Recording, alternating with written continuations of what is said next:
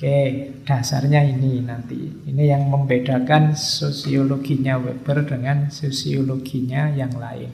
Ini nanti ada imbasnya kalau waktu kita ngomong tindakan ekonominya. Terus, karena dia tindakan individu, memahaminya harus lebih ke dalam. Tidak bisa hanya dilihat tampilannya saja. Ketika seorang individu melakukan tindakan sosial, itu kita, kalau bahasanya Weber, harus Verstehen. Verstehen ini dalam tradisi ilmu sosial, humaniora, itu biasanya dijajar dengan istilah Erklären. Sama-sama bahasa Jerman. Kalau Erklären itu tinggal dijelaskan saja. Misalnya laptop ini, kenapa kok error? Itu kan tinggal dijelaskan saja, pasti begitu. Jadi di luar manusia itu kita bisa mendeskripsikan dari tampilannya, dari tampaknya, dari kelihatannya.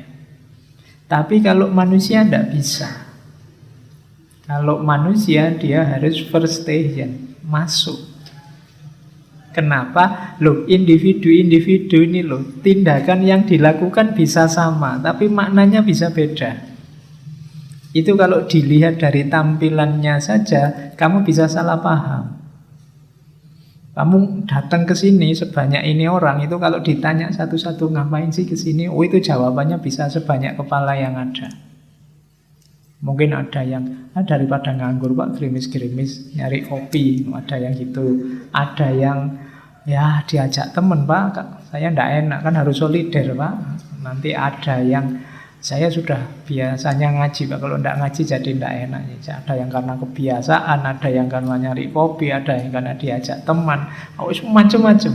Jadi kalau dilihat hanya tampilannya ndak bisa. Kok disimpulkan seragam? Oh ini anak soleh semua mau ngaji, nggak bisa.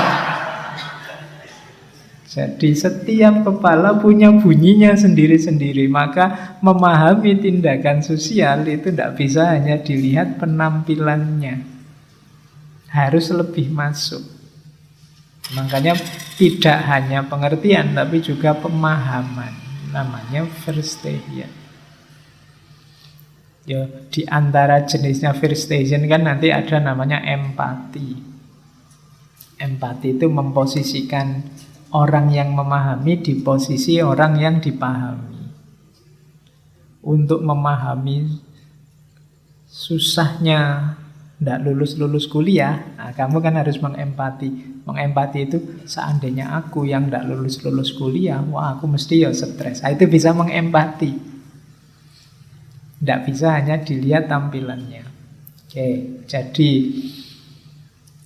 tindakan kita yang mempertimbangkan kehadiran orang lain namanya tindakan sosial.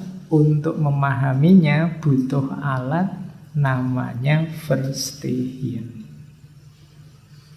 Oke, nanti variabelnya macam-macam. Bisa status sosial, bisa otoritasnya siapa, bisa karena kekuasaannya siapa, macam-macam. Tapi yang jelas tidak bisa dijelaskan begitu saja. Jadi karena kadang-kadang tindakan dulu dengan tindakan sekarang dari orang yang sama maknanya sudah beda. Atau tindakan orang sini dengan tindakan orang sana maknanya beda. Maka kita perlu Verstehen.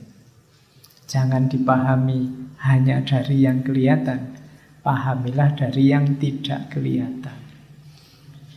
Sama lah kalau tiba-tiba ada temenmu yang tiap hari WA kamu jam segini tanya sudah makan belum? Nah, padahal jawabanmu ya tiap hari sama, sudah. Besok tanya lagi, sudah. Karena kamu jengkel, ini tiap hari ditanya, dijawab, sudah kok masih tanya terus. Nah, itu ya kamu harus Verstehen, masuk lebih dalam. Jangan-jangan ada maksud yang lain daripada sekedar tanya sudah makan apa belum. Oh, itu namanya Verstehen. Karena kita berhadapan dengan manusia, tidak berhadapan dengan barang. Kalau barang tinggal dijelaskan. Kalau barang, misalnya HP ini, ya kalau sudah baterainya tinggal 2% ini sebentar lagi mesti mati, tidak bisa diapa-apain. Kalau manusia tidak bisa begitu. Manusia itu, ini sudah kerja dari pagi sampai malam, ini mesti diajak kemana-mana, tidak mau, mesti capek. Nah, itu. Tapi manusia bisa, meskipun sudah capek, diajak kemana-mana, mau saja, mumpung gratis. Loh, ini kan nggak bisa pasti. Saya sering cerita, pokoknya kalau hubungannya sama manusia, itu kalimat yang paling tepat itu tergantung. Tidak pasti. Kita punya uang banyak, seneng enggak? Ya tergantung. Ada loh orang yang punya uang banyak tambah stres. Pikirannya jadi banyak, mikir macam-macam. Kemarin enggak punya uang, enggak mikir apa-apa. Pikirannya cuma satu, gimana caranya cari uang. Begitu uangnya banyak, stres deh. Bayanganmu malah seneng, tapi ya malah stres. Enak enggak jadi orang cakep? Enggak juga. Ada loh orang yang karena dia cakep terus mengeluh. Susah saya itu Pak, tidak bisa bebas kemana-mana, tidak bisa santai kemana-mana. Katanya yang putri-putri kemana-mana digodain cowok-cowok, itu sebel aku. Mending temanku yang tidak terlalu cakep ini, dia ngapain aja nggak ada yang nyenggol, nggak ada yang nyentuh.